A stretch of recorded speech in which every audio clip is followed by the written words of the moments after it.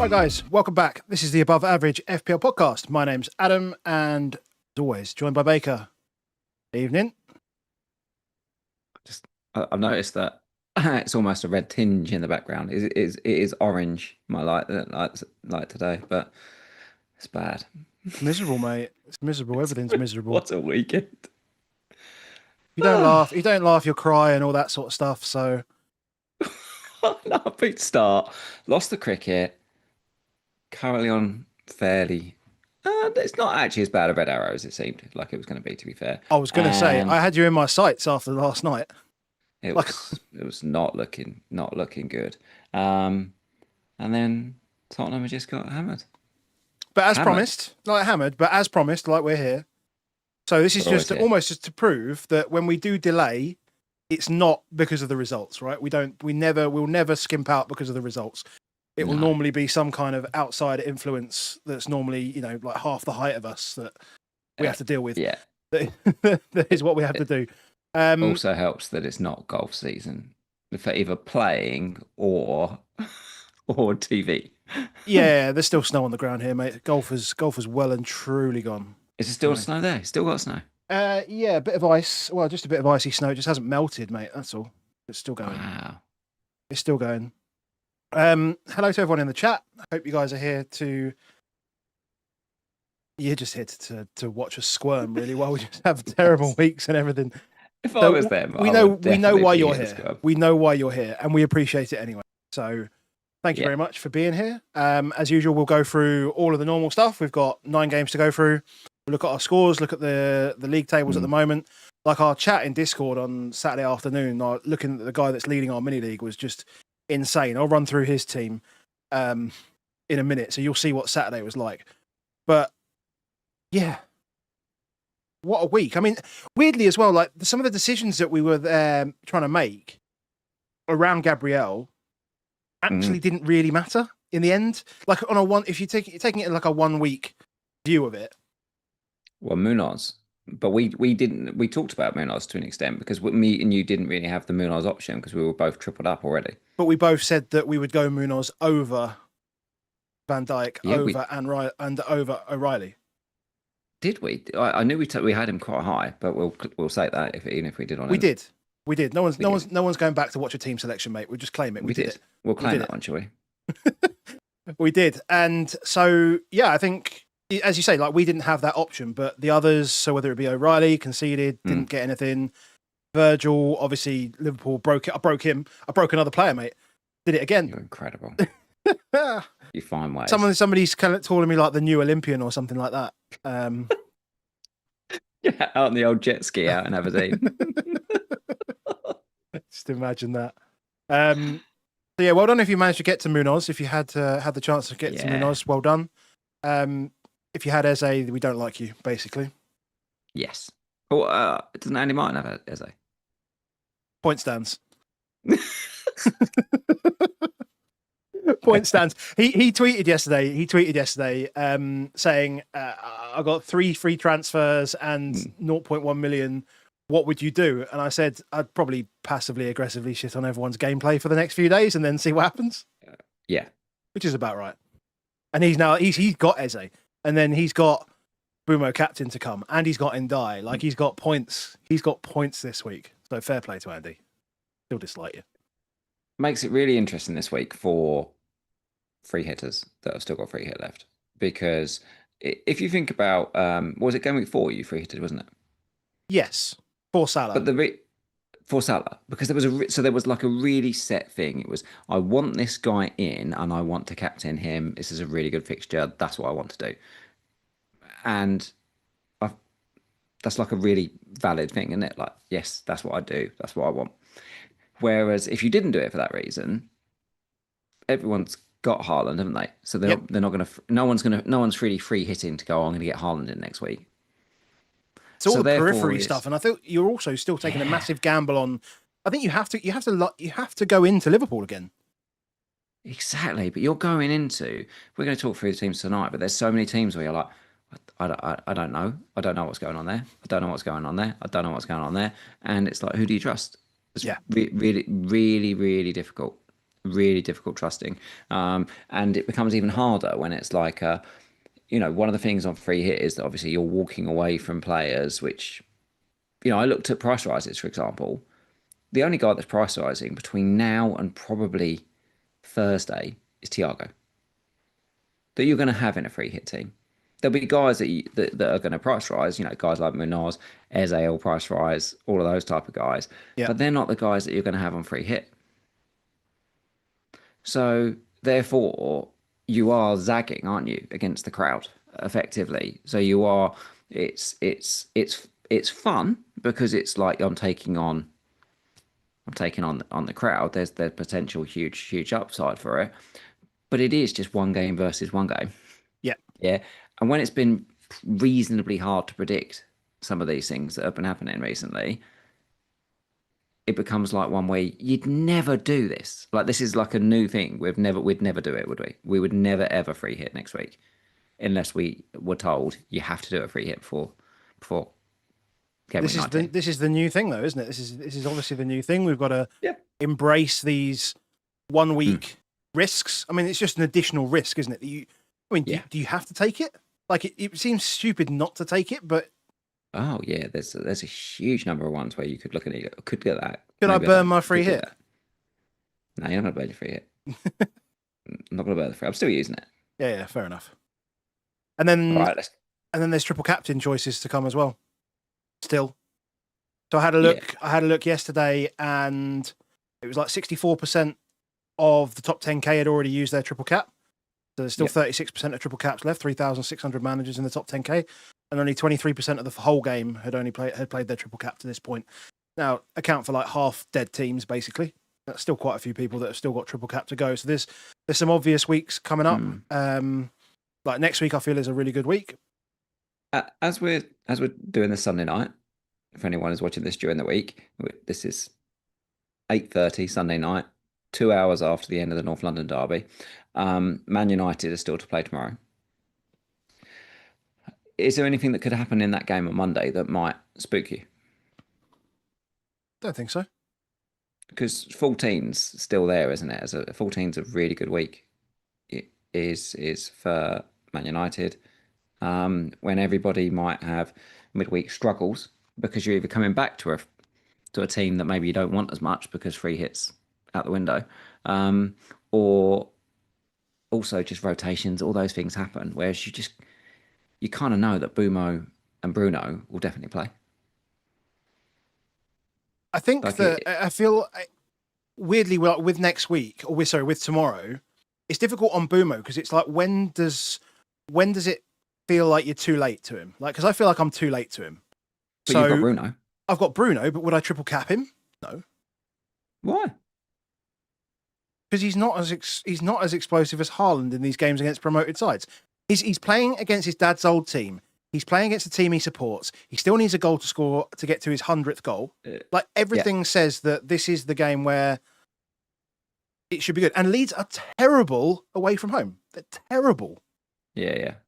But all of that. So I mean, they've got really good fixtures coming up as well. City. They've got in terms of options. They've obviously got Sunderland in 15 at home, but we don't know what that might look like. But then they got West Ham at home in 17. So that's also an option. I just need to relook at how the fixtures work for them in terms of like timings. I know that Haaland's fit now, and I know that he's going to play next week. If I leave it and then I still think it's a great fixture. If I leave it and then go 17, something might change. And then I'm like, well, now I have to pivot to something I'm not really confident of doing. Same vibe that I had last year when I did it in Game Week 2 was like, this is the fixture, this is the one, this is like, he's fit, everyone's playing. So, yeah. And I still don't think yesterday did me any negatives on that because he still got 1 XG and... Which is what what happened with him expected. That's what we expect. We talked about it first night. Yeah, we still think he'll get 1 XG, still think he'll get 60% of this team. Yeah. But it is like... Yeah, I think Leeds is a much better matchup than Newcastle. So, of course it is. So, yeah, all good. What are we doing? It's your team, mate. This. Sorry, mate. This stuff has to happen. This old team. 36 points with Bumo to go. A grind. An unbelievable grind. I've never had so many players between 3 and 6 points, I don't think. Really weird, isn't it? Like 3 points Pope, 3 points Senesi, 6 points Richards, 3 points Virgil, 3 points Roden. So I've got 3 defenders there that have conceded or got booked, conceded multiple times or got booked and conceded, but still managed to grind out 3 points. That's probably why people like playing the old 4-4-2. Rice and Saka managed to grind me 10 points between them. Salah manages to grind another 3 points, and then the forward line, Captain Haaland and Mateta do bugger all. So yeah, it's just Boomer to go. So nothing exciting from me this week. Lots of DEFCON though. Lots of DEFCON. I've got DEFCON. 1, 2, 4. 3, 4, 5. No, 4. Senesi got an assist. Senesi got an assist. Yeah. Good call. Yep. Cool. Then over to my side. So yeah, I got the carpet layer in goal. And Richards, who's also apparently a carpet layer. Cheers. But I can't afford to get to the other ones. Well, maybe I could if I drop Raya. Blah blah blah blah blah. Senesi, Virgil, Saka, and then Game Week hero Enzo with a late goal, all the bonus, 8-point goal. Thanks very much. Cheers for that. Massive.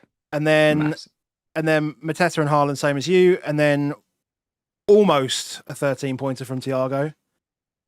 But we'll talk about his penalties. And then nothing on the bench.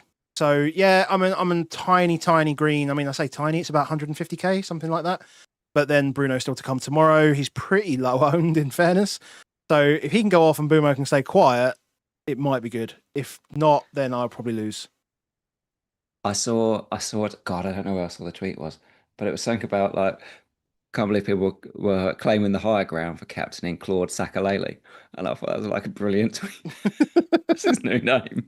Just gets DEFCON. Somebody did say he was an expensive Bruno. So yeah. Maybe he is. Well done to everyone in our mini leagues, by the way. So firing straight over to the mini league. So Edvard Skramstad is top of our mini league. Scored 50 points this week. He's on 820. Kresimir Zetovic, second, 819 points. Ulf Juan, 814 points. Henry Hun from our Discord, 81 points. We're rooting for you, Henry. Massive. We like 813. We prefer Henry. And Rubiet Wahab up to fifth, 809 points.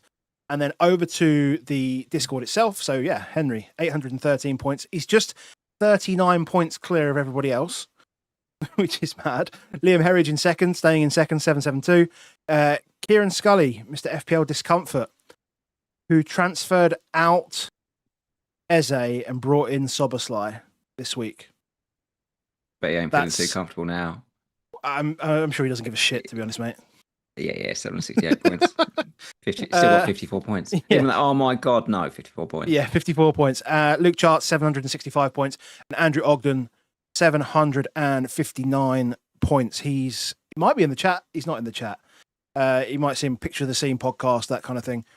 I just wanted to talk about Henry's team quickly because we had a mental... we were talking about it on... 81 points. Mate, he went up to like 200th in the world at some point on Saturday. So he starts off, right? Sanchez in goal. Cucurella, Enzo. So yeah, good start. They made one transfer this week as well, by the way, just to put that in there. And then the 3 o'clocks roll around. He has Virgil van Dijk, Munoz, Lacroix, Minte, Welbeck, and Sarr. and then capped Haaland. Man had Thiago on the bench. and he's benched Semenyo as well. So like he benched Raya. How the hell has he got this team? Like, this is just insane. He benched Raya, Thiago, and Semenyo. That is just absurd. Absurd. Well done to you, Henry, smashing it. Yeah, can't say more than that. If you do enjoy the content that we do, make sure you drop a like on the video. If you want to see more from Baker and I, then do hit subscribe. We obviously do our weekly reviews, the weekly team selections, and also the process, which is with Ivan. Drop a comment. Let us know how you got on this week. Be good to see all the good scores down below. And if you want to join us over on Patreon, you can do. You can continue the conversation there. Patreon.com/above average FPL. I can tell you almost categorically that that FPL Blackjack is starting up next week. So if you're in now, you're in for that. Last man standing is down to our final 2. Bear in mind, they've just gone 12 out of 12. 12 out of 12. Someone put in the chat. Nasty. What if we'd have done a fiver, just a rolling fiver on every single game as a bet? That would have been absolutely mental. And this could be the best month to beat Baker as well. I haven't checked, but I think on Saturday there was like 118 people ahead of you. And bear in mind, there's 138 people in that league. It's a tough month. It's a tough month. Yeah, it's not been the best. It's not been the best. So yeah, patreon.com/above average FPL. We do a bunch of free stuff on there as well. Is this the end, or do we get one more week this month? We get one more week next week. We got one more week to get involved. Free hits. Got to do some carrying. Yeah, big time. And as always, shout out to Crypto Block Dan, who supports the podcast. He's been supporting since day one. This guy is a proper OG. If you are interested in the blockchain, if you are interested in crypto, NFTs, any of that good stuff, you can head over to hubble.social/Dan Highbell, grab some advice from Dan. He can help you however you need it. He owns a Web3 game. He is an early adopter in the crypto space. So if you need some advice, he is the guy to go to, hubble.social/Dan Highbell. Thank you very much, Dan, for your support as always. As always. Band-Aid? Yeah, it's only right. It's only right. Band-Aid is Jasper's out. I mean, Jasper's out. This is like Jasper's out, but normally there's like rules on Jasper because I mean it is a paddling, wasn't it? Really? Yeah, it's a paddling. I mean, it's only like as I said, it's less than 2 XG they scored against, but they did whatever they needed to do. Like it's from that first couple of minutes, you know, as soon as Rice had that first chance, you were like, oh okay, we're gonna boss this, and there's very little you can do against them.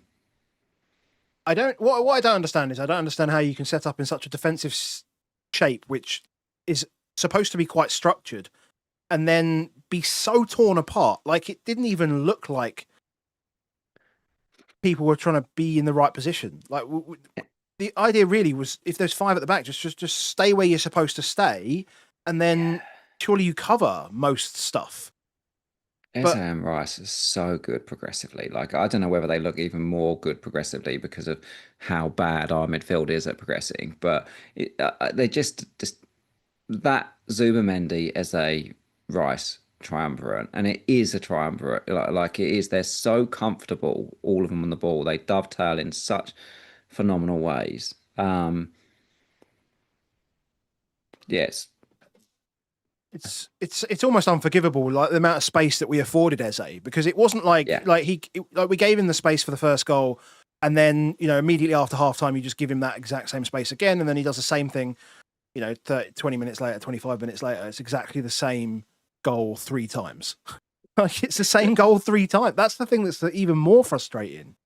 But it's the whole thing's so clever how they dominate it. Saka just stays wide to an extent to say, hey, I'm going to play out here, so you're going to have to send 2 people my way, because if you send one, I'll rip them apart. So he stays out there. Then Timber just slots in one side in front of him. So you're like, oh, now we've got another 8.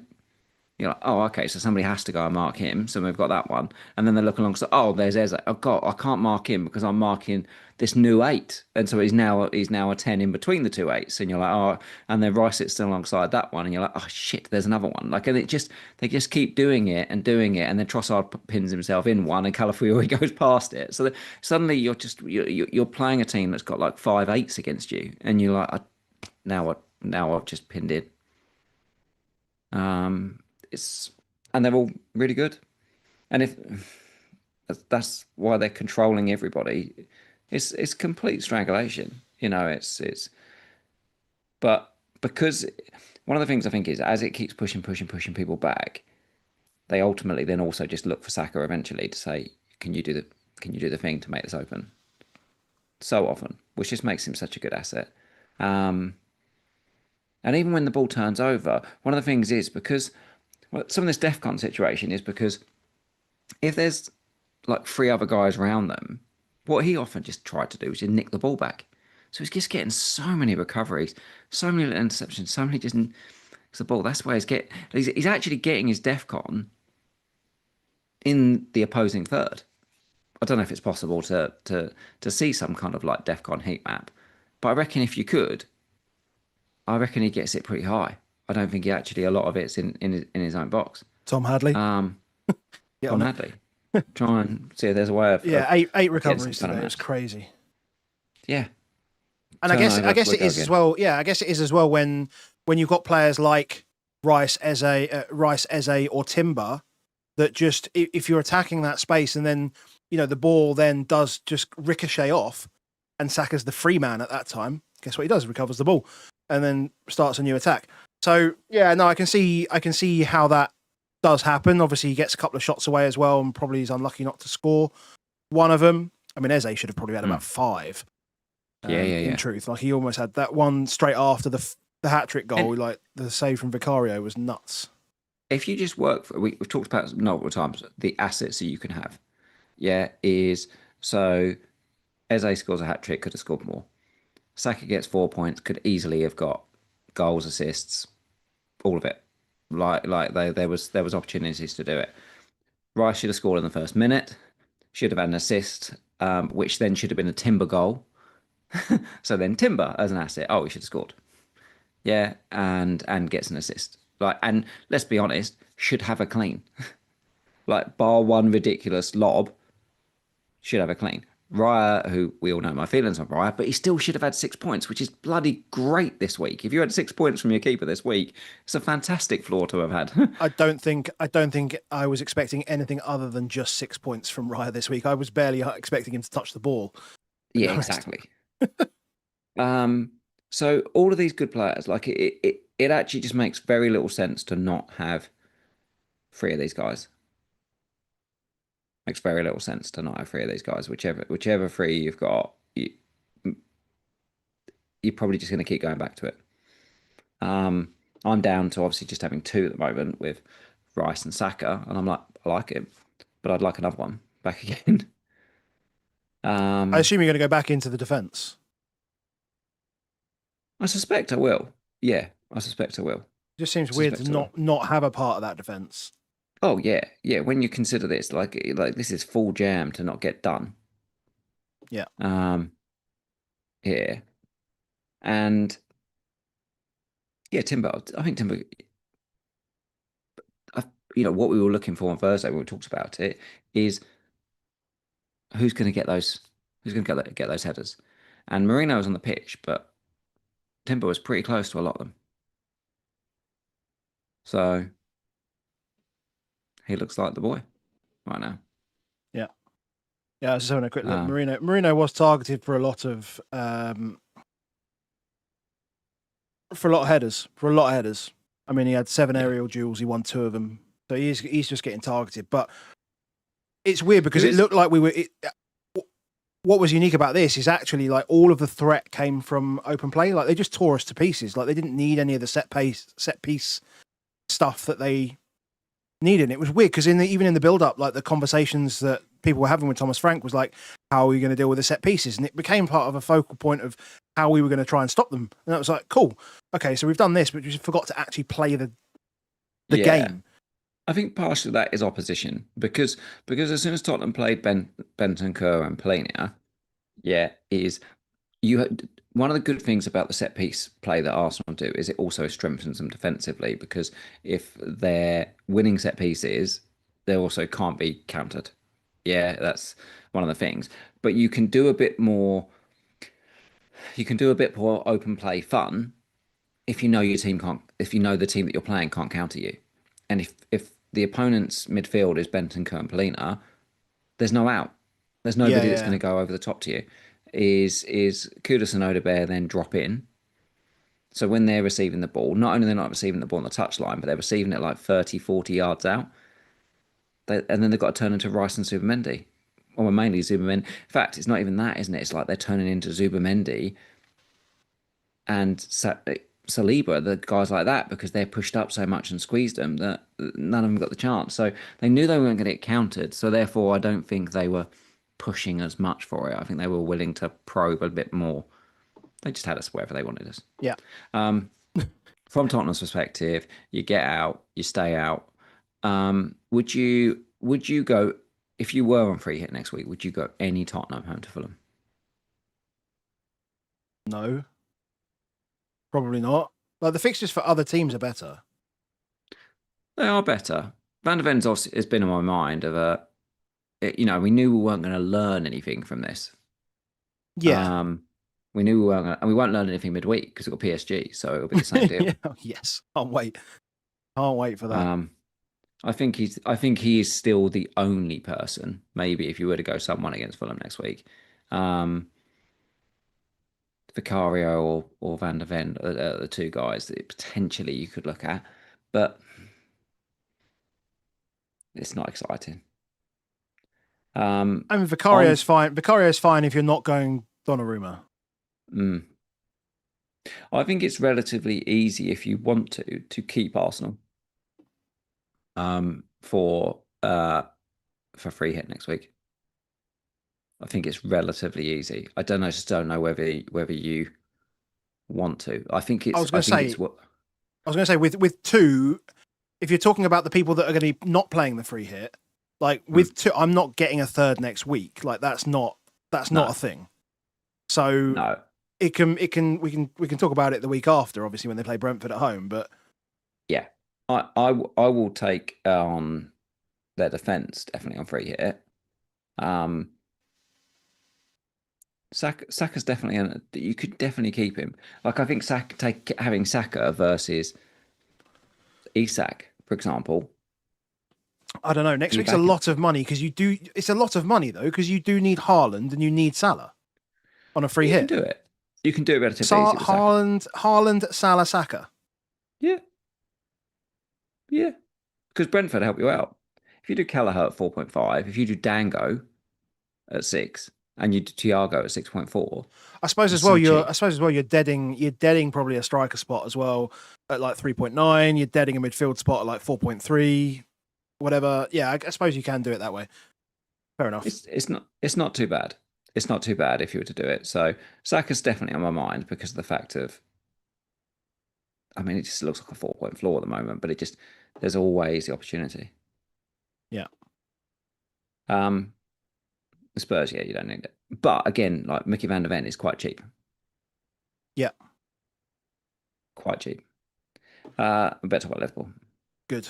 Don't want to talk about that game anymore. Oh, when would we talk about sacking Frank though? Because we need to talk about this. When do we? This game wasn't. This game's not part of the measurement.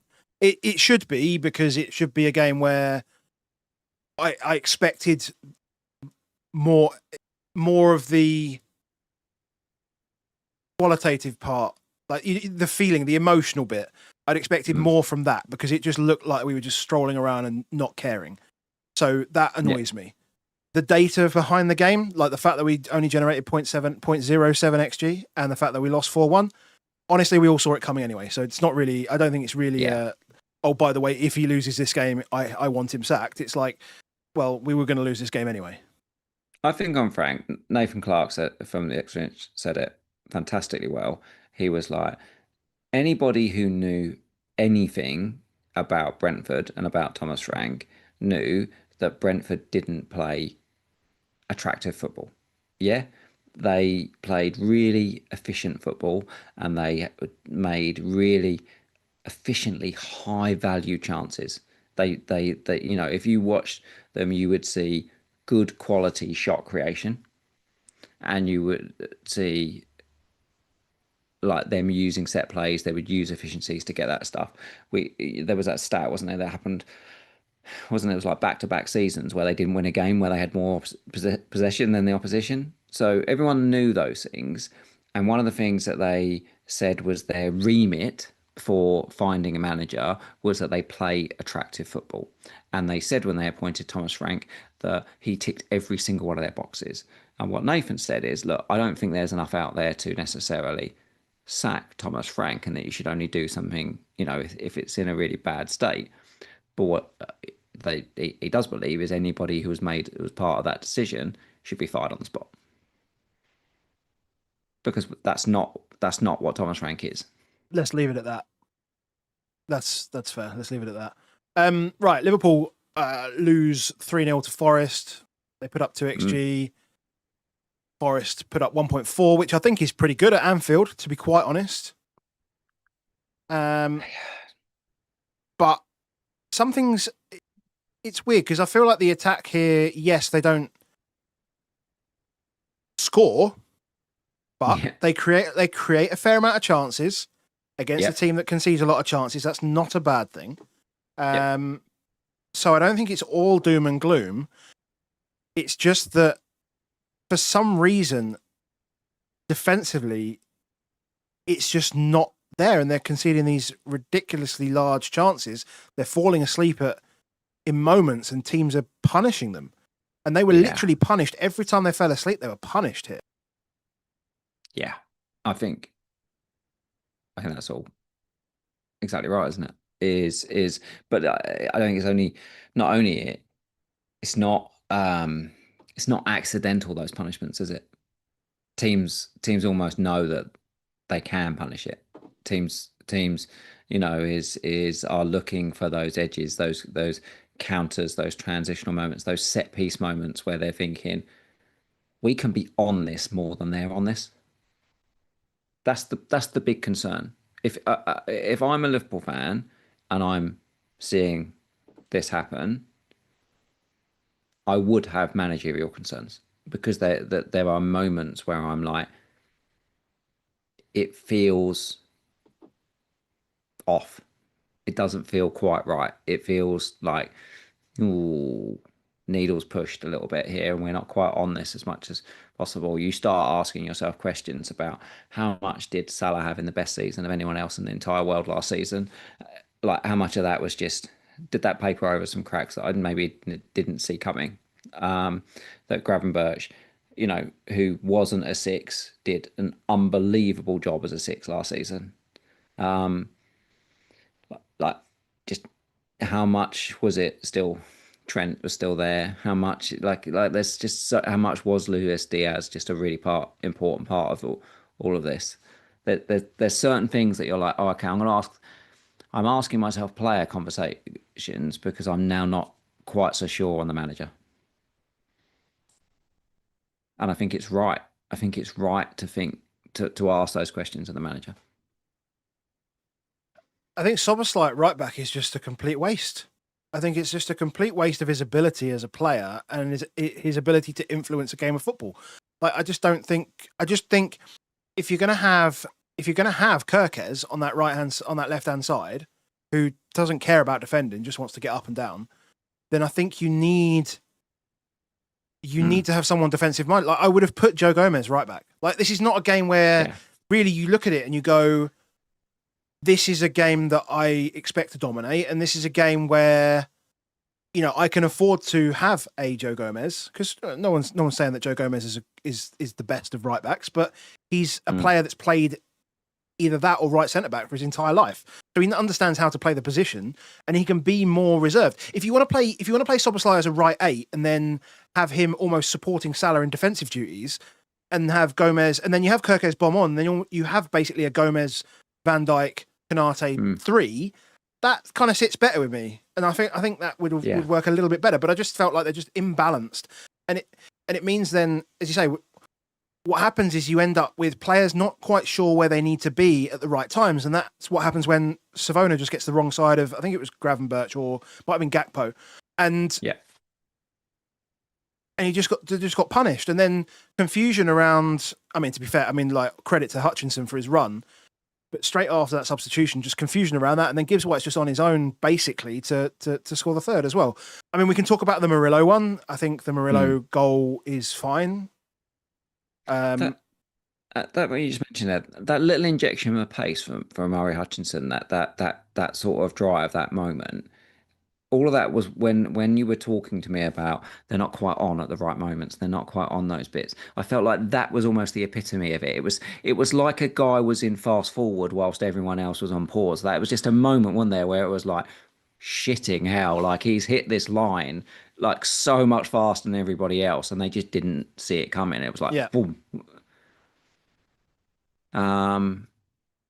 It feels like people are seeing that they can get it, and 100% what you're saying is do you think they would have even had this experiment of Szoboszlai right back if they didn't previously have Trent Alexander-Arnold? No, absolutely not. No, of course not. I don't think feels it every time I see it. You know the old Wolverine man when he's like longingly looking at the. That's what it feels like. Do you know what I mean? He's like longingly looking at the picture of like, and it's Trent, and he's just constantly thinking, "Oh, I want those days back." Like you're saying, it's like it's trying to, and it's not. It's like almost not admitting that we had a unicorn. Like Trent is a unicorn of a player. Like there's nobody that does what he does, and actually, when you try and remake it, it actually makes things much, much worse. Yeah. Because we all knew that Trent was really bad defensively, but we accepted it because he was a unicorn. Then you put somebody else who's not as effective as Trent in that position, but is just as bad defensively as Trent, and you're like, well, this is just much worse. Yeah, exactly. I mean, look, credit to Forest here. I mean, Sean Dyche has done an absolute number on slot again. New thumbnail. Yeah. So, and shout out to Alex Vollo for the quality thumbnail. You must know that reference. What? I know that reference. You know the Murillo goal? What I also noticed was Salah's coming back on set pieces. So Salah was in the box for that set piece. Like he was marking the penalty spot. Even that, I'm like, well, one of the best things about Mo Salah, do you remember the number of times that you would sit and watch Liverpool and you'd accidentally, or maybe you purposely, depends on what kind of guy you are, but you have your notifications on your phone for goals, and you'd be watching a team, whether it's on Sky Go or whatever, or just even if it's streaming, whatever you're doing, but you'd be watching a goal, and the opposition have got a corner, and then you look down, there's a notification Liverpool scored. Yes. Like for anybody I just got double game week 26, Trent Alexander-Arnold, triple captain vibes against, I think it was Norwich. We've experienced that so often, and whenever that happened, you knew it's going to be a Mo Salah goal. Like you 100% knew this is going to be a Mo Salah goal. Yeah. And I was like, he's defending in the box now. Yeah, it doesn't make it. It's just all wrong. And he came out and said about like Isak needing minutes to get fit as well. Did you hear him say that? Just no. Wild. He should probably, like, whilst he's in 10th place, he should probably just play the guy that scores the goals.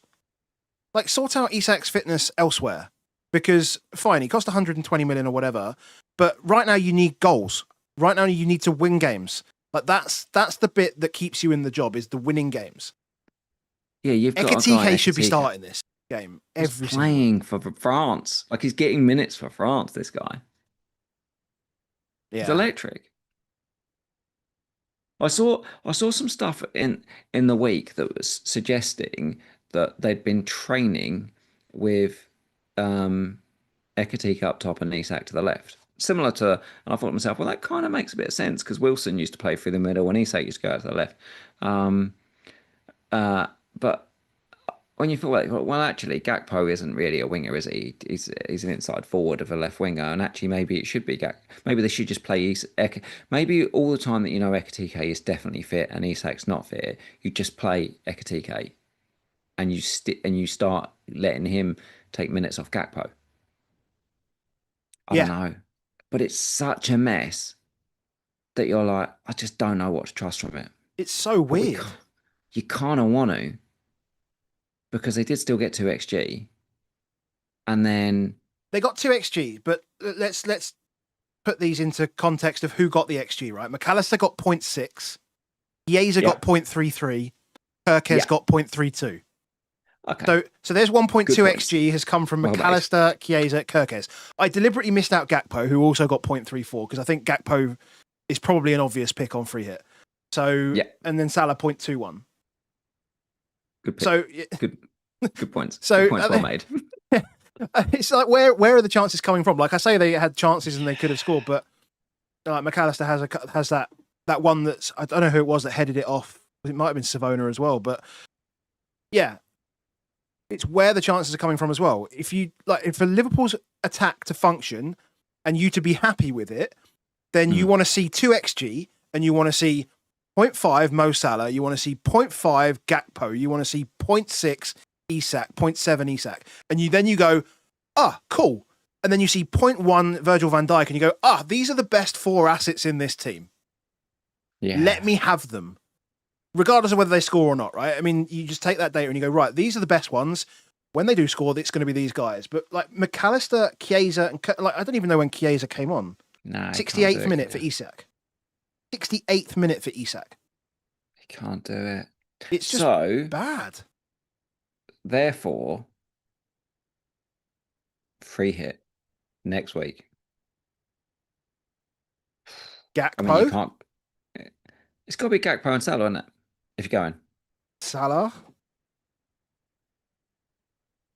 Alisson.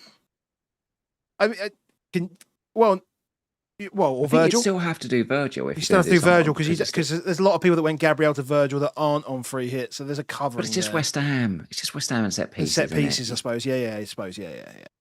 Every single one I've looked at, as in me mucking around, I still stick Salah and Virgil in. But that third one, I'm like, is Gakpo better than... Is Gakpo a better option than Gibbs White? Like Gibbs White at home to Brighton. Similar prices.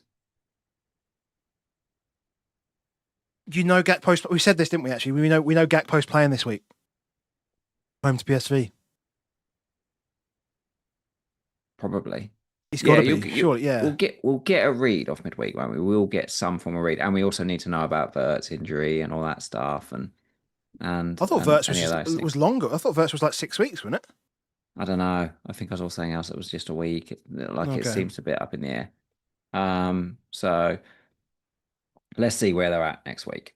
I mean, I think if you're not on free hit, even though it's West Ham, like we all talked about, this is the time we bring him in. Game week 13, we need to get Liverpool guys in our team. West Ham, Sunderland, Leeds, Brighton, next 4. Yeah. Hard if you're not on free hit to bring him to bring him. I think Eze's probably killed it. If anyone's not tripled up, I can see it now. I'm just going to go, well, I'll bring Eze in. I'll bring Thiago in. I won't bother with these Liverpool guys this week. Yeah. And fair enough. Yeah. Forest, well played. Good. Gibbs White for me still the one if anyone's going near them. I think it's still and the problem is if you're going to go on Forest, you kind of want to go on this week, because actually once you start moving into over Christmas, you've got Man City, Everton and Fulham away. It just feels like it could get a bit. They've still got midweeks to deal with as well, which is unusual for them. So I would. That's the other part about them on free hit is they've got midweek this week, which will be Thursday, Sunday. Yeah, I won't do that. There was a couple of comments just in the chat. We'll talk about Palace in a minute. Saying Red Monkey says Munoz is the new FPL unicorn. Yeah, quite possibly. And there was somebody else that said they play Daniel Banks said they play West Ham, who gave up 4 XG versus Bournemouth. I mean, there's a lot of context, I think, in that. Let's do that. Let's do that game. We'll go there because there's context here. I mean, yes, it's a paddling, but like Bournemouth had half an XG after an hour, basically. Yeah. And then we're chasing the game beyond all chasing of a game you can possibly have to try and chase a game because they're 2-0 down at home. Yes, exactly. And huge context in this game is that the wind was actually blowing up and down the pitch. And West Ham were kicking with the wind in the first half. This is true. And Bournemouth were kicking with the wind in the second half. Full Sunday really League. Good comment. Full Sunday League. Full Sunday League. Like the wind was an impact here. Like there's no other way. Like Areola is like one of the worst kickers of a keeper. Did you notice it just landed on Wilson's chest 25 yards out from goal? Well, that just doesn't happen. So second goal's great finish though, isn't it? He's still got it.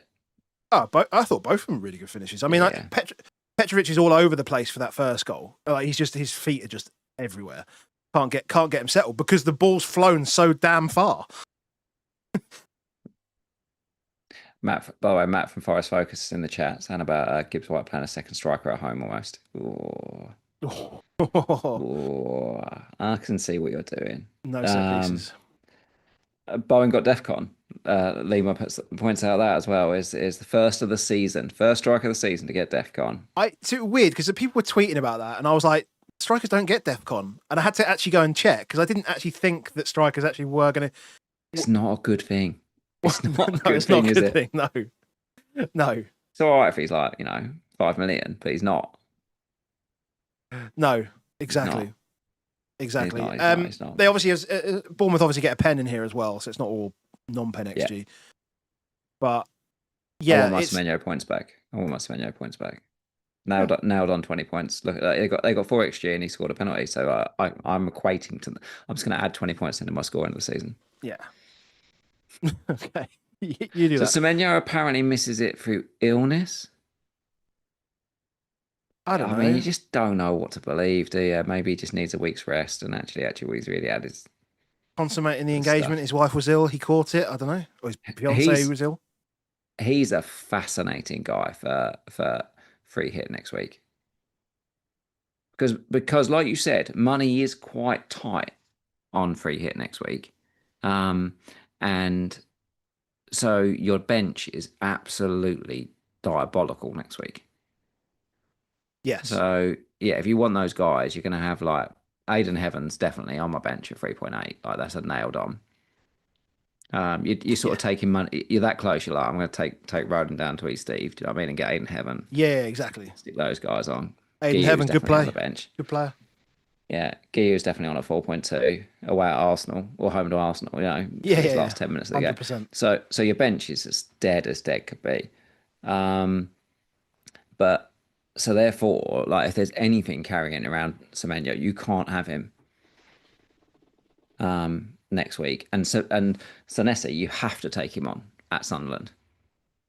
Yes. He's one of those on free here. Like you have to take on Senesi. We can talk about Fulham. We'll do Fulham Sunderland next quickly, but yeah, you have to take that one on. Have to take that one on. Unal back, just another striker, just another guy. It gets very, very difficult. Yeah. Krupa Jr. Someone saying Krupa Jr. almost got the DEFCON, but yeah, it's true. He did. Yeah, he got taken off. I think he was only one or two short. Mad. But yeah, he could have easily have got it. It's very, very good context this about West Ham. One is obviously West Ham are away. Secondly, is that they were 2-0 up at the time. They concede a penalty, downwind, all of that stuff, weird small ground. It's all of those things do factor in. So when we're saying but they conceded, because we hear that all this week, won't we? Conceded 4 XG. Yeah, I saw LR on it today already. I was like, yeah, but game state straight away. I didn't even mention there is some game state. Yes. Definitely some game state. I still think West Ham are targetable. Don't get me wrong, but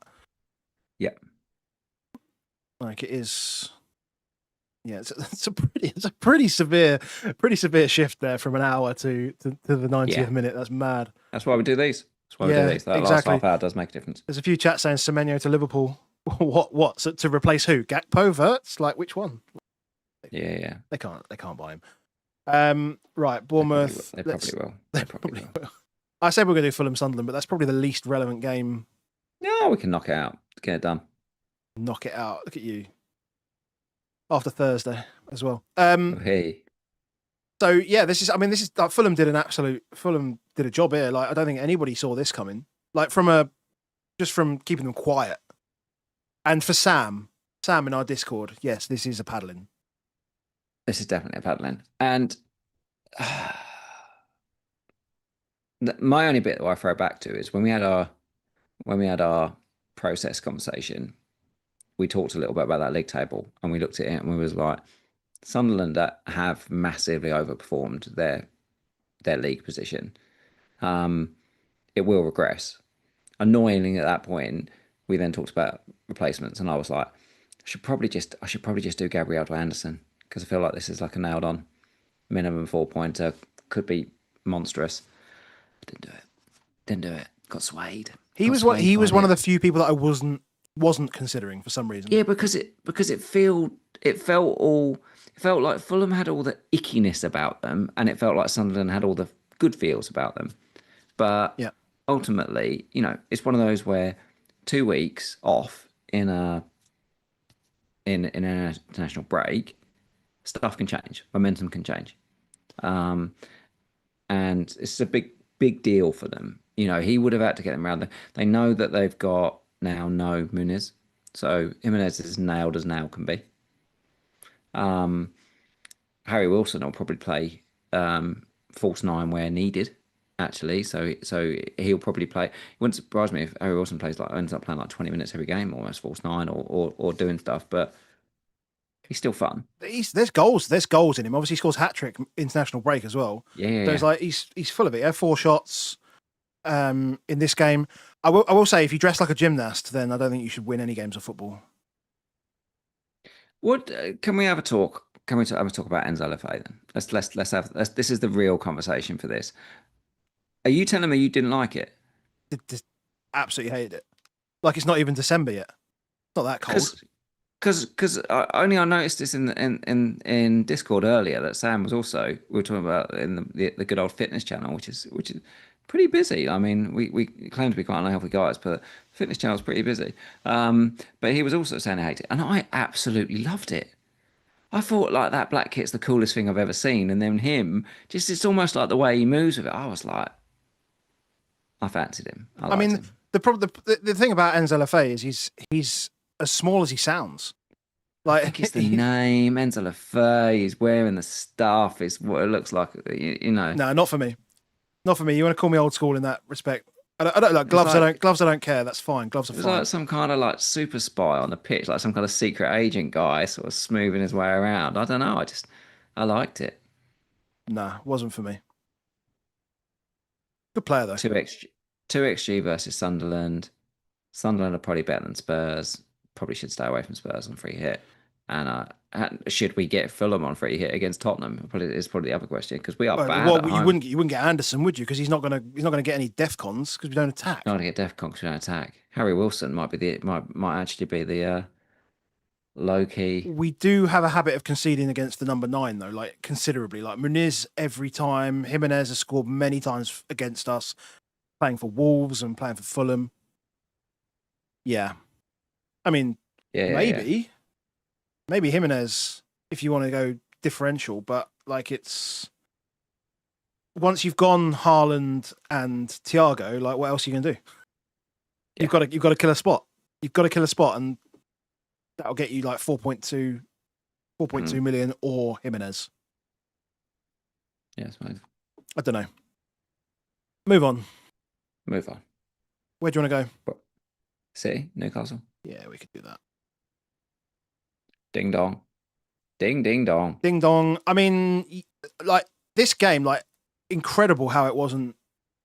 How it was 0-0 at half time. I have no idea. It felt like it was fixed. You watch those fixing scandals, match fixing scandals, and you go, well, this looks like that. surely everyone's just bet on 0-0. You've got to make it look as close to, but just do not score a goal. Harvey Barnes, Phil Foden, Haaland, like you name it. Just people. Those two so close to each other. The Barnes one and then the Foden one. Like you were like, what's going on here? Well, even like Donnarumma messing around with it, giving it to. Like, to be fair though, Newcastle's press in the first 20 minutes was just insanely good, and there's only 2 chances there, but they could have created a couple more in there as well. There were a couple of near ones. I don't. It's tough. Like Bruno Guimaraes, right? He's got more points than Enzo. He's got more points than Minter. It's only like per start. There's only like 5 players ahead of him, and one of those is 2 of those are Marlon and O'Reilly, who don't start games, and Harvey Barnes, who also doesn't start games. 5.5 points a game. Bruno G over Bruno F or both? I mean, both. Like, I think like Bumo to Bruno G to partner Bruno F is going to be a very, very spacing chat. Like, but seriously, they've got from 16, Sunderland, Chelsea, United, Burnley, Palace, Leeds, Wolves.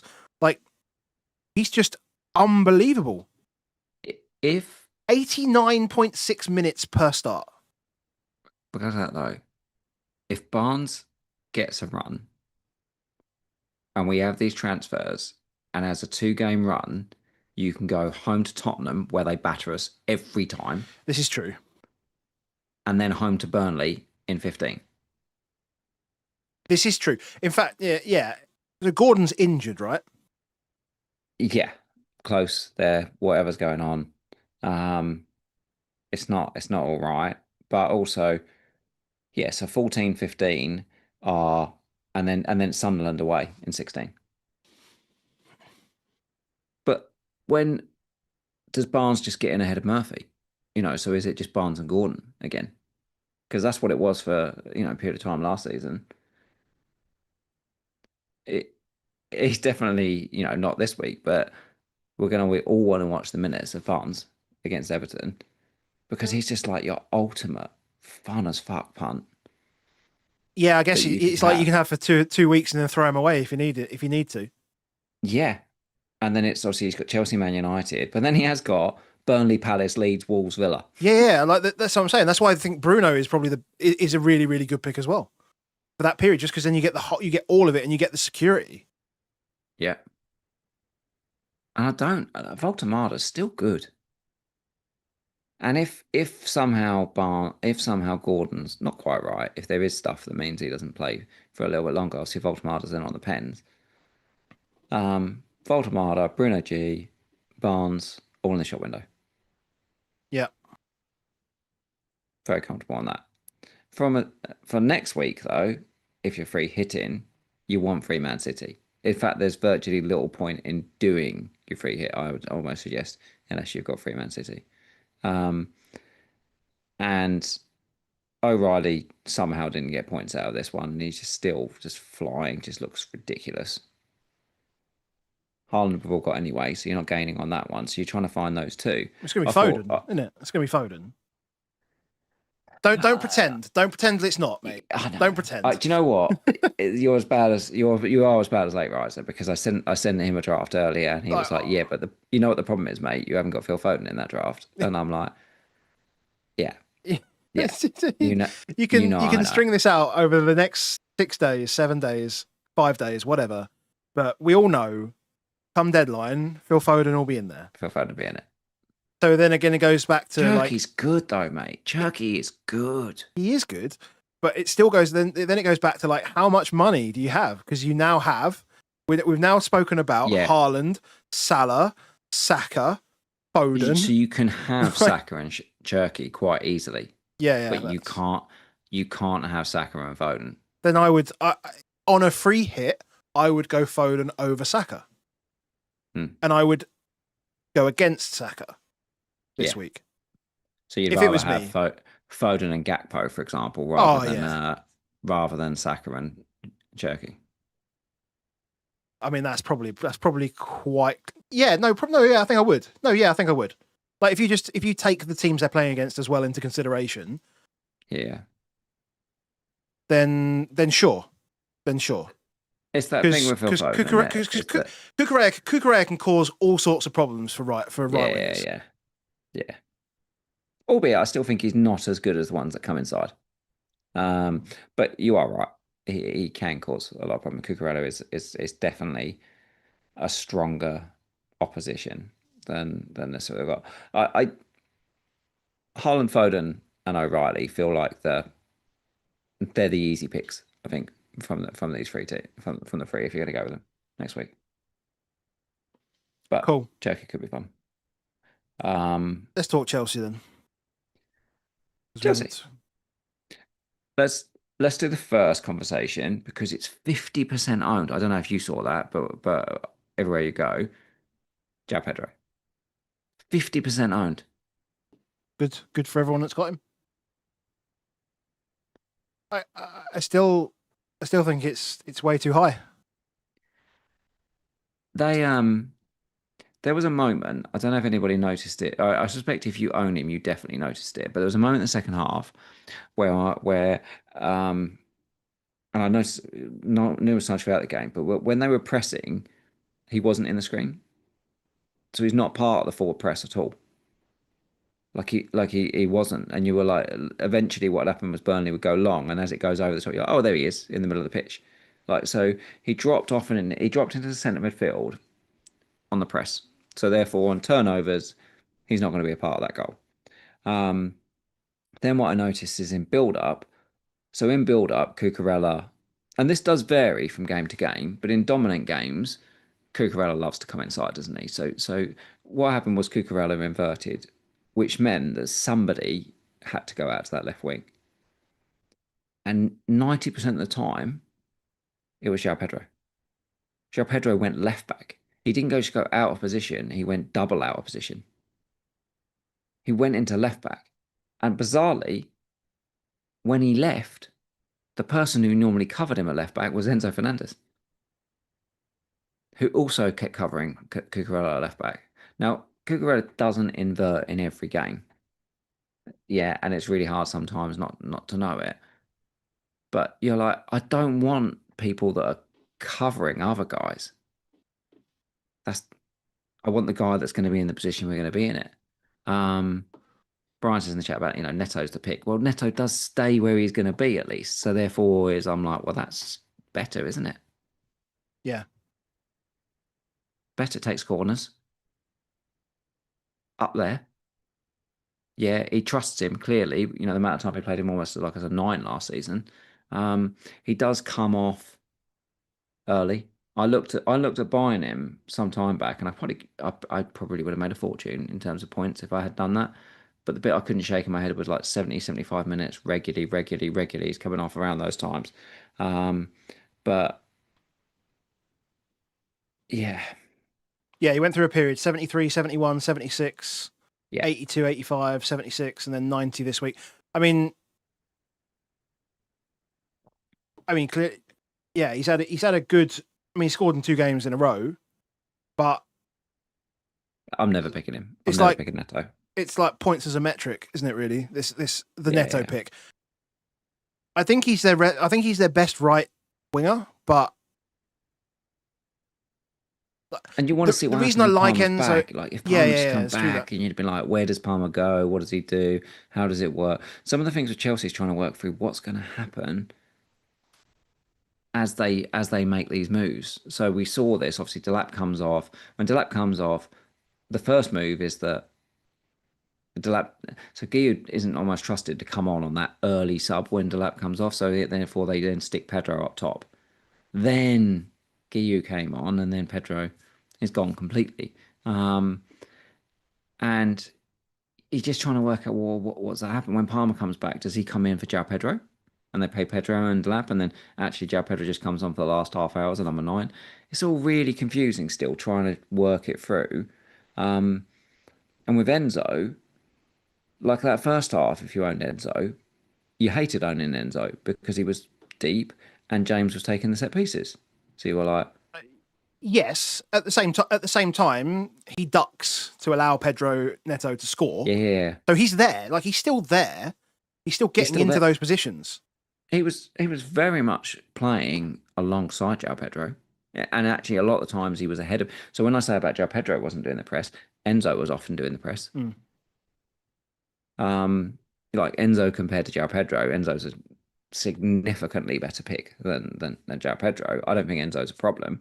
And actually, as they broke on that breakaway at the end, you knew it from a long way back that Enzo was scoring that goal. You knew what was going to happen. As soon as it was going down the right, you were like, this is going to be a cutback to Enzo. Like he only just literally turned up in the picture as he scored it almost to an extent, but you kind of knew who was going to be running onto it. And because he did so much work, because he was taking the corners and all that stuff, you knew it was an 8-point goal. That kind of stuff's still pretty magic. The whole time Palmer's out, I know he's got Arsenal next week. I'd still be cool if people kept him. I get it though. Yeah, I mean, but I wouldn't have any Chelsea next week because Arsenal are just too good, to be honest. You certainly wouldn't have him on free hit, but do you think it's time to sell him? Enzo? No, not this. Yeah. Well, maybe. This is the maybe he's like higher on my list. He's high-ish on my list. I need to double check. It's just so many games in it. You've got Barca midweek, then you've got Arsenal, and then you've got three games. Then you've got another midweek game, and then you've got a weekend game, and they're both away from home. Still got Reinders, mate. Yeah, okay. He's definitely not a priority. So I've still got Reinders. I've still got Michael Keane. He's got a long time since he's got an international break, and I could potentially yeah. But I guess Mateta might be at risk. Let's move on to Wolves with Palace. That was a good little set. We've segued quite well here. They're all interesting games, though. Yeah, that's it. We were like, we said before we start, we're like, which ones do we leave until the end or whatever? And we're like, actually, hold on, all of them have a bit of bite to them. So yeah, once again, I'll let you say it. Once again, Wolves won the XG. Yep, but they lose games. Those games, they haven't got good enough defenders, they haven't got good enough keeper, they haven't got enough Premier League quality players. Yeah, it's tough. So eventually moments will happen, but they're and the XG they did create is effectively in 1, 2, 3, 4, 5 chances, maybe 6. There's a tiny tiny bump just before the Munoz goal. Yeah. So it's in 6 shots. And actually, then if you just miss those big chances, the Arias one at the end, it was the one at the start. Can't even remember the one. Krejci from the rebound. Krejci from the rebound, yes. Yeah. So I mean that's actually, as much as they've won it, it's the majority of it is in 2 chances. Yeah. But yeah, Palace, Munoz. I mean, yeah, Munoz just rocking up at the sort of left side of the goal as you do from set piece. So I think there was a lot around. I think, did they talk about the fact that they changed up their set pieces to mess with Wolves a little bit? Like, honestly, actually, just on that, Palace's set piece coach, whoever that is, like, there's just genius out of that guy. Yeah. Because so much invention. The delivery is that great from either of those guys. I don't feel like I don't think it's like brilliant, like next level. You go, oh wow, that was an incredible cross. But it's actually more that you can see there's just good thought into all of it. But even exactly, some of the invention around it as well. Like the Nketiah chance at the end is something different. They tried something in the. Did they not try something, or did they not score from one in the Community Shield when Eze? They were one ruled out for Eze, didn't they? In the Community Shield before he went to Arsenal, or something like that. There was one that was ruled out for something ridiculously clever. I forget many Community Shields. It's very sparse. That's fair. Trinquet was lucky to stay on the pitch for that because obviously that's less than 30 minutes in. That's where they have from the free kick. It'd already been booked at that point, and it's a pretty high foot. Yeah, it was, but so was the other guys as well. Like if you're gonna commit a foul on the bottom of someone's foot when your foot is up in the air, like both feet are high, so just whatever. Move on. Munoz is on 4 yellows, which is... I need Richards to score points that week just so I can catch him up a little bit. Yeah, and so he goes off at the end. Munoz on 83rd minute, doesn't it? So we have to wait in here and see what we hear on that. But it's not ideal. It's not ideal. What have they got? Like 7? He's got 7 games to get through. Yeah, it's a lot. So Man United next week. Then it's the Burnley one, and that's the big deal. Yeah, I'm being told in the chat it was a Chelsea away first game as they scored a free Chelsea kick. away first game. Yeah, the biggie for Palace is going to be that Burnley game, which is 14 midweek. So if Munoz gets a booking versus Man United, he'll miss that Burnley game. So from a player perspective, that feels like an ideal game just to kick the ball away, doesn't it? Well, no, you wouldn't rest him. You'd kick the ball away against United at the end of the United. You'd Ramos it. You do the old Ramos. You'd definitely get the ban. You'd definitely do it. It wasn't Ramos, it was Griezmann, wasn't it? Was it Griezmann? Griezmann. Ramos got himself deliberately sent off in one. I'm sure he did. Was that like a Champions League one or something like that? Champions League first leg. They're like 4-0 up, he gets booked, misses the second leg, comes back for the final, that kind of thing. No, it's the Griezmann one which I'm sure there was a game where Alonso and Ramos both got themselves sent off because they basically were so far off in the first leg that they were like, let's do it now. Probably. Or deliberately booked, one of the two. No, but this weekend, like against United, like if take the book in. Take the book in like the 75th minute and miss that because then it's away Fulham, home Man City. Oh, gotta be, surely. And then you're moving into Saar going as well. Yeah, surely he does that. Tactical book. Well, we'll keep an eye out for that one. Yeah, Griezmann one. The Griezmann one you're talking about was when he wanted to go to the NBA. Yep, that's exactly right. One of the funniest things. If you're not checked, Griezmann basically there was like rumours before the game that Griezmann had courtside tickets for an NBA game, and it was like, well, he needs to get booked in this game in order to be able to make that game. Some people might have made some money off that one. Yeah, some people definitely made some money off that one. That was when I was at Atletico, wasn't it? Yeah. Yes. Brian's saying Mateta has a knee injury, evidently. Is that evidently or well, that's interesting. Apparently or what? I mean, I haven't heard anything. Yeah. So we'll see if he plays midweek. I mean, we will see. I have seen nothing since on that one, but yeah, we'll exactly. We will get a game because they've got Thursday night. Yeah. Saar misses chances. Mateta obviously misses a golden chance in like the first minute as well. Or no, after like 15 minutes. Pino was outstanding. Match of the day didn't show the penalty. No, they didn't. Not happy about that. Why didn't they show the penalty? At the time, I was like, what's going on here? Like, why isn't this a penalty? It's in the box. They're just going to give this. It's in the box. So if anyone hasn't seen it, I'm sure there'll be extended highlights. Palace always show extended highlights. You'll see it then. But he got fouled in the box. It's pretty simple stuff, and it was given as a free kick. And then I think it's because I imagine what they're going to say is similar to the Robbo thing is linesman, for example, was given it as this, and they couldn't find enough evidence to turn it over. Was there someone running alongside him as well? Didn't I see that from the still? There was another player involved in the shot somewhere, and so maybe they couldn't see it. Couldn't see it. I don't know. You get some dodgy ones in 3 o'clocks. I still think there's just dodgier ones in 3 o'clocks, but it should have been a pen, and that's the thing that anybody who's owned Mateta and Saar repeatedly has been like, what? How are they not returning together? How are they not returning together? And guess what? Again, they didn't return. Did you just say penalties? Brighton versus Brentford. Oh, your boy. Segue. Yeah. One good pen, The one bad penalty pen. that we didn't know happened. Yeah, Neither of us knew happened. Didn't know it happened until about 5:30. I just assumed the game had finished, and away it went. I didn't know till I watched the highlights. Because the score didn't change, right? The score didn't change, so you wouldn't have known. If you'd have known if it had gone 2-2. Yeah, but that's why I was so confused. I was so confused about it. I was like, what else happened to me here? I thought Brighton won 2-1.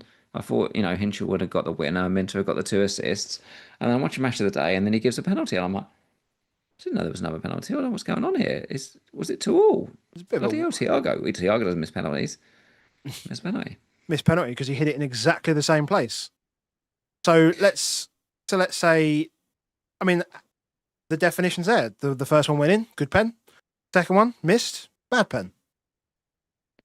As Jono says in the chat, so Brentford got about 0.4 outside of pens. This is yeah. We were looking at this before we started. We were trying to work out their penalty. So 25% of their XG this season has come from pens, which is quite a lot. It's absurd. It's quite a lot.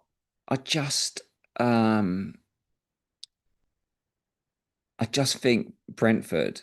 I've always felt Brentford want to get pens. They've had good penalty takers for many, many years now, with Tony and Bumo, and Thiago's been obviously putting them in. And when they get them, they're like, "Oh yeah, pens are good. Pens are good." Do you know, like when you've got your FPL team and you've got like 7 penalty takers in, and they sort of get penalties, you're like, "Pens are good. I just want penalty takers. I want penalty takers. I want penalty takers." I feel like Brentford play like that in FPL. I want penalty takers. And when you haven't got pens, then you don't think about them so much. We're bloody Spurs fans, and we've had about 5 pens since Kane's left. Like, we've sort of forgotten that pens are good. But yeah, I feel like Brentford know this. Set plays, if you get the chance, go down. And I almost feel like Dango and Sharda, for example. Dango and Sharda aren't crossers really of a ball, are they? If they get the chance, they will try and drive past someone. They're going across, yeah. They're always going across their defender. I don't think that's by accident. I think they're all in those kind of guys. I mean, we didn't even touch on it, but how the hell was Foden's not a penalty, by the way? Yeah, we didn't touch on it, but ridiculous. One of the things that concerns me most, actually, especially when we're looking at free hit next week with these guys, is if you're not making a lot of non-pen XG stuff, inevitably what happens in the end is teams get more confidence. You're not opening them up. Therefore, is the other team's always in the game. Brighton actually have been that team for many years, isn't it? Where they just you never really trust their defenders because they're almost allowing the other team to be in the game quite a bit. You're like, I don't like it. And I feel like this when I'm looking at Brentford, because we also got Burnley next week. So a Keller at 4.5 is so cheap. Like, you're like, that's nice. Then you've got Coyote, you've got Collins, you've got all these guys. But you feel like you're going to have to probably have a Brentford defender in your team. You're like, even against Burnley. We didn't mention Burnley at all, by the way, against Chelsea, but I actually felt they were right. I actually felt Burnley looked like they're getting it together a bit. You still got a target, Brentford, haven't you? You still got a target. Brentford. I think for me, I will go Thiago, Dango, and Keller. That's my immediate thoughts. Cheap. I'd want to look at I'd want to see what. Well, maybe I haven't. They're already up there on Solio and stuff, but look at the clean sheet percentages, because I would want one that isn't that high from a cheap. You want a bit of maybe a 10-pointer. Well, this is it. Like, you don't tell me you want to paint the Sistine Chapel and then put Kelleher in goal against Burnley, who, very seldom get above half an XG. Like, it's not about keepers though. It's about having more of the opportunities in the other areas. By having the keeper. Of course. But then that's what I'm saying. More money. That's exactly what I'm still saying. The same thing as you. Yeah. Okay. I'm still saying the same thing as you. Because you could get that from Matt Sells, for example. They're not as cheap, though. They're I suppose 5 Matt Sells million. is 5 million, isn't he? And Emi Martinez is similar, 5 million. Roofs? Like... Roofs at home to Bournemouth? Roofs does sound like he is more of a ceiling pick. He could be a 10-pointer. Just by his name. Just by his name, literally. It's in the name. The clue is in the name. Imagine trying to aim for the ceiling and not picking Roofs. That would be the roofs is on fire. Yeah. I'm clipping that. Yeah. So, like, I would feel much better about doing that rather than Burnley. I mean, Burnley's. Yeah. I mean, they just don't. The volume of shots isn't there from Burnley. That's the problem. And it's the same stuff you see the same stuff every time from Parker, like trying to talk around it, but the volume just isn't there. Like, and if the volume's not there, the volume is definitely there from Bournemouth. Like, you get the volume. The problem is you probably concede. But if they don't... I mean, they probably concede. But if they don't, then it's like... And if they're ever not going to, it's against Burnley. Yeah, exactly. Would you double up? On defence.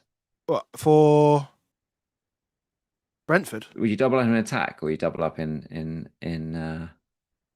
you got to double up in attack. Dango and Thiago just feel like easy picks to me. Yeah, that's reasonable. I wouldn't even know to pick at the back, to be honest. Coyote? Maybe? Yeah.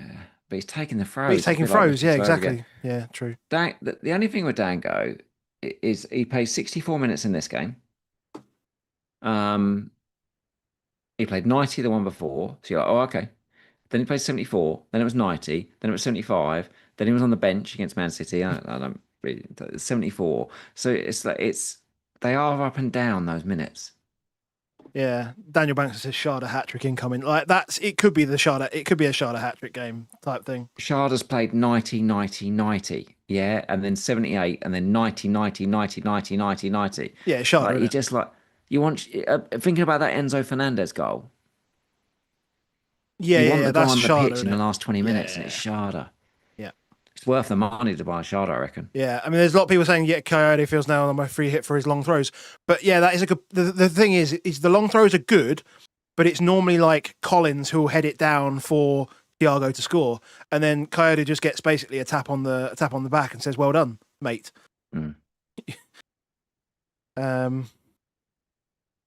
Yeah, I mean, you've got to think that none of the defenders are getting DEFCON though, ain't you? Against Burnley. No, probably not. Probably not. Can't see it. Yeah, I was just having a quick look to see if I could see how the Chelsea boys got on for DEFCON. Colin's got 8 in this one. He's hit it like 4 or 5. He's hit it actually like 6 times this season. But if you look at the games he doesn't get it, they're not going to be these games. So... I mean, Chelsea, obviously, this is a completely different game, but Tosin got 11, and then you got Chalobah on 6. Like, people just don't defend against Burnley. Nah. The 3 times that he's got it in home games were Villa at home, Chelsea at home, and Liverpool at home. So you're like, it's not going to be a Burnley at home. It's not those type of games where he's going to get a DEFCON. So I think Gabriel got DEFCON against Burnley. Unbelievable. Yeah, it's mad. It's because he was basically playing the Bruno Fernandes. He's basically playing 6 because they strangle so much. He's playing 6 and recovering. Recovery.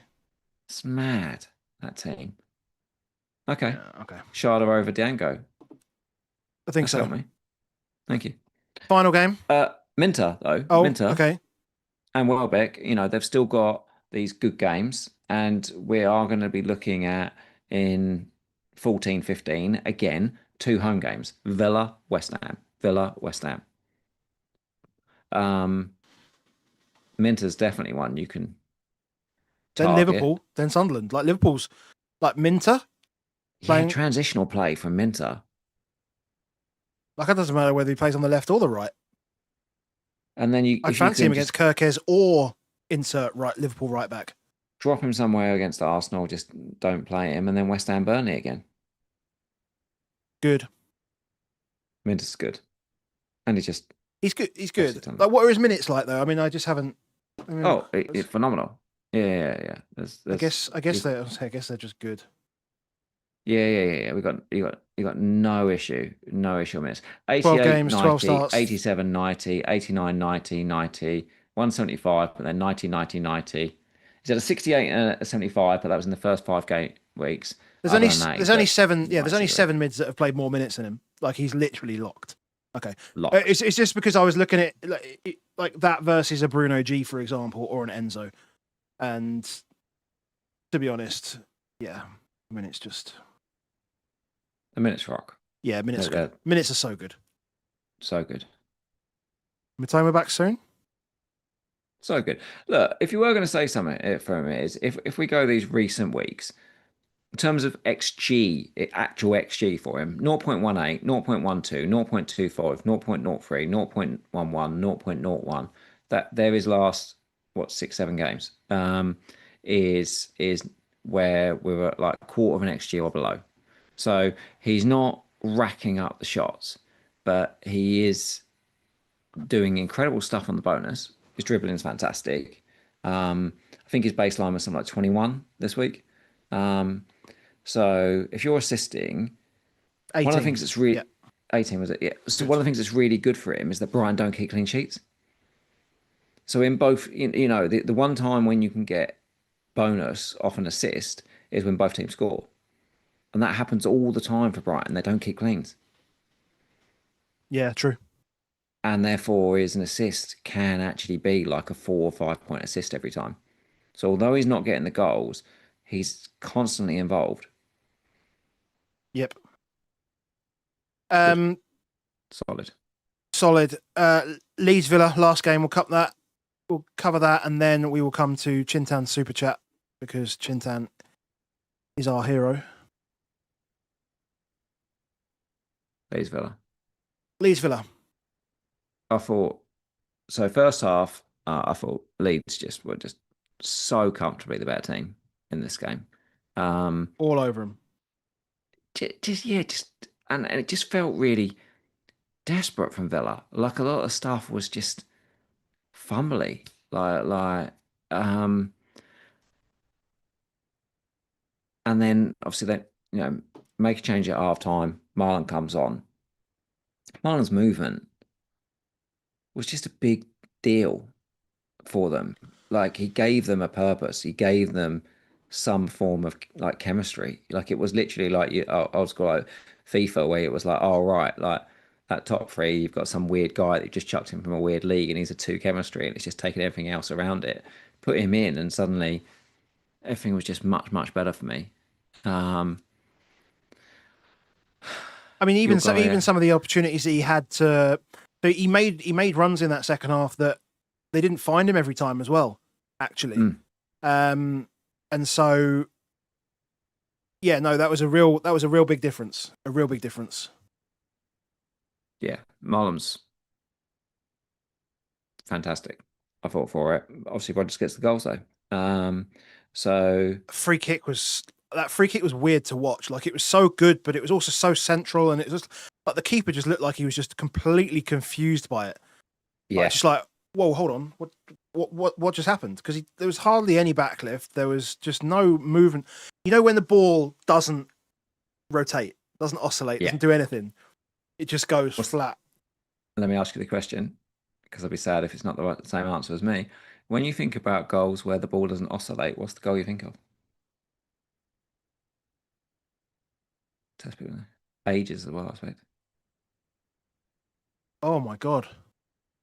Shall I give you mine? Go on. Stephen Carr versus Man United. Oh yeah, that's a beauty. Virtually no ball movement. Just bangs it. The camera was perfect behind it. Ball hardly moves. Yeah. That's the one for me. I mean, I think you always get the Ronaldo free kick against Portsmouth. Yeah, that's the one that sticks in my mind. There's one of very few that I know exactly where I was when that happened. Yeah, I was in Goodison Park. I was playing a pool match. Yeah, playing league pool back in those days. God, you were missing Spurs versus Everton to play a pool match. We had it on in the background. They had multiple screens. I drove up to Goodison Park to watch a 0-0 on the 30th of January. I remember it so vividly. Oof. It was just after, I think it was like 2 weeks. It was about 4 days, 5 days after we beat Arsenal in the League Cup semi, wasn't it? I think. Happier days. Happier days. Happier days. Longer than that, wasn't it? I'm thinking it's like 2010. It was 2010. Yeah. Or 2011. Anyway, reminiscing. Anyway, Rodgers is good. I think Rodgers is good. Ollie Watkins is completely dead as an FPL asset. You couldn't spend that money on him, even though next week fixture. I mean, hold on, because I have to check this with you every time, so I'll do the checks again. Aston Villa v Wolves derby. Yes. Is a derby. Yes, definitely. At Villa. Yeah. Aston Villa, Wolves, West Brom, Birmingham City. All derbies. Always have to ask you for the Midlands, how much of a derby is it? Yeah. But yeah, I can't go Watkins on free hit. I'm not even close to considering that. 68 minutes, he comes off again today. And like I say, I just think the more Marlon played number 9, it was like, well, they should almost play him there. Yeah. Be really interested to see where they've obviously got the midweek game. So I'll be interested to see what they do effectively in that, because that might give us some good ideas. Morgan Rogers minutes, though, you don't have to worry about them because he plays all the time. They've got young boys at home in midweek. So that's good.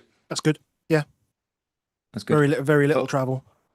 Albeit it's 27th. So that's Thursday, isn't it? Yeah, that was Thursday. So they have Thursday, got Thursday. Yeah, Thursday Europa League, but it's 5:45 kickoff as well.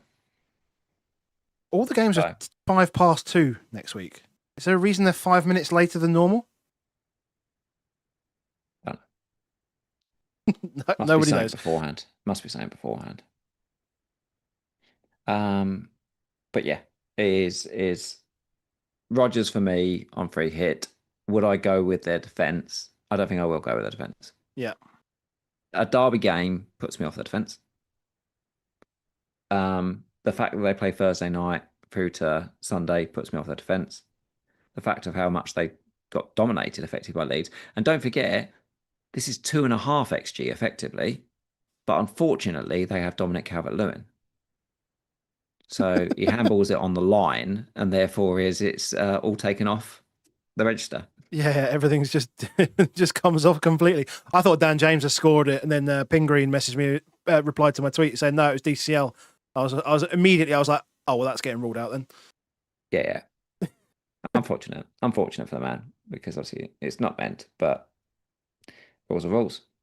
Yeah. But yeah, that means they would have conceded over 2.5 XG to Leeds today, and I just don't like that defense. Cash, I think, is the one if you're going there, but obviously Cash has had a niggle. Then he's got this game. Then he's got Thursday. Then it's next week, and then you've got like straight into a midweek again and do that. And I'm like, it's just I don't feel like it's worth the upside. Their defenders. Yeah, I agree. Even like Luca Dini, because you got Maatsen there as well, so it's not like you just can't risk it. I mean, Dini was on a list of players that I was looking at this week, but yeah, no. Yeah. Nope. It is one thing that is interesting. Red Monkey's just in the chat about the fact that you can smell a Strand Larsen penalty save. There are some things where should you on free hit almost manifest that thing of look at it and go, who's good at saving pens and who's got the bad opposite?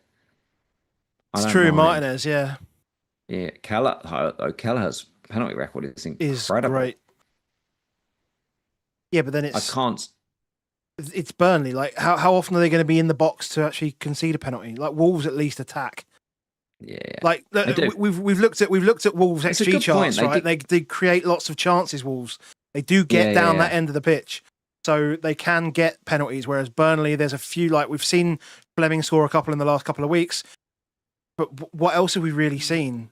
Like since strong point actually, because if Watkins comes off or even doesn't start, and Marlin starts up front, then there's no strikers for Villa, which is fantastic for Rodgers for bonus, but also fantastic for potentially someone like Emi Martinez for bonus. Okay. Maybe Emmy. I think if I'm going somewhere, it's Emmy. Haaland, Salah, Saka, Foden, Virgil, Rodgers. Emmy, Obi. So you go. If you think about this, Salah, Foden, Rodgers, Gakpo, Sharda. That's 5, isn't it? Yeah. Now you can do that 5. Haaland, Thiago, dead spot. Defcon the shit out of the defence. Got to be pretty cheap in that defence. Yeah. 2 3.8s. 3.8 or 3.8 and a 3.9. Yeah. Whatever you can get. And shout out to... I was going to say shout out. No, I'm not going to shout that out, Tommy. No chance. You ain't getting shout out this week. No. Not Tommy Gunn. No, yes. Yeah, no shout out. Absolutely not no shouting chance. out no chance. Anything you say, Tommy. No chance. It's disgraceful. Interesting. So, yeah, we're all done on games now. We're all done on games. Oh, well done.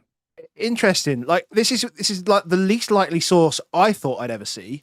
We are so used to, watching planes and Andy Martin tracking pregnancies and going to hotels. Just Altrincham comes in as like the source of the week for Mateus Cunha missing a Christmas lights switch on for a medical issue, apparently. You assumed it was fake. I saw it, I was like, that must be fake. That must be someone mucking around. And then you go on the Instagram, though, and it's there. The wording is weird in it, because I saw accident and then immediately assumed it was an accident at home. And then I looked back, and then it was only when someone pointed out, accident in training, that sounds terrible. And you're like, oh yeah, accident in training?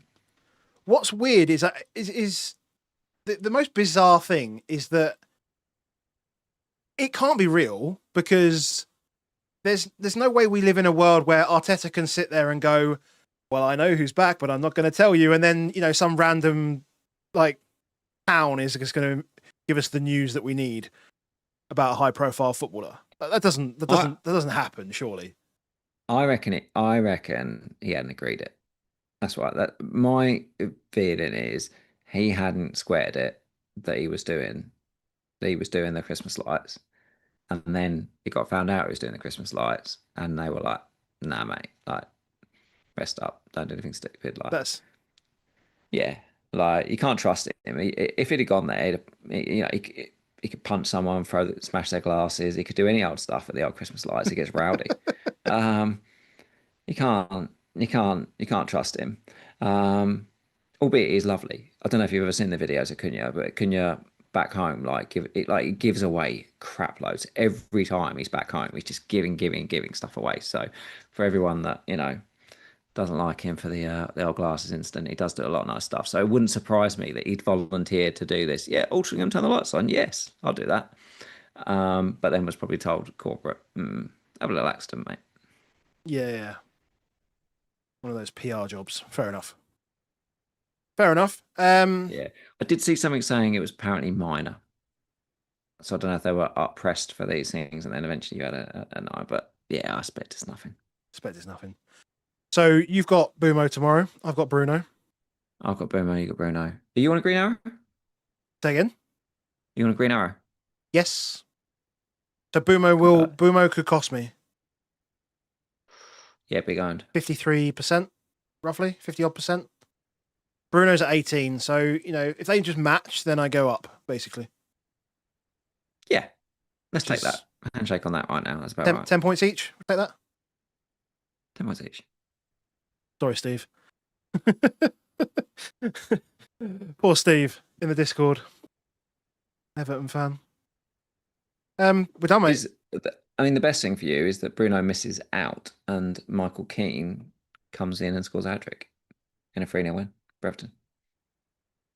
Yes, that would be outstanding, except need to double check something. Goodmanson comes in. Yeah, we won't have that. We won't leave the lights to everybody else. Bruno, don't get involved in any kind of training-based accidents, and don't get involved with lights, any of that stuff. Stay away from the cones. Stay away from the dangerous cones. Man United Exactly. Guys, thank you very much for joining us in the chat as always. It's a good pod, that one. I enjoyed that. It's the most enjoyable thing we've done all weekend. It is by far. It's shout out to you guys for joining us. How many people were here with us? Loads. 420 of you. Absolutely want to see us in pain. We absolutely love it. Shout out to Crypto Blockdown as always for supporting the pod. Shout out to our patrons. You guys are absolutely amazing. If you want to come and join us, patreon.com/above average FBL. But the easiest thing you can do is just drop a like on the video, hit subscribe if you want to see more, and we will be back on Thursday. Catch you later, mate. See you later, mate.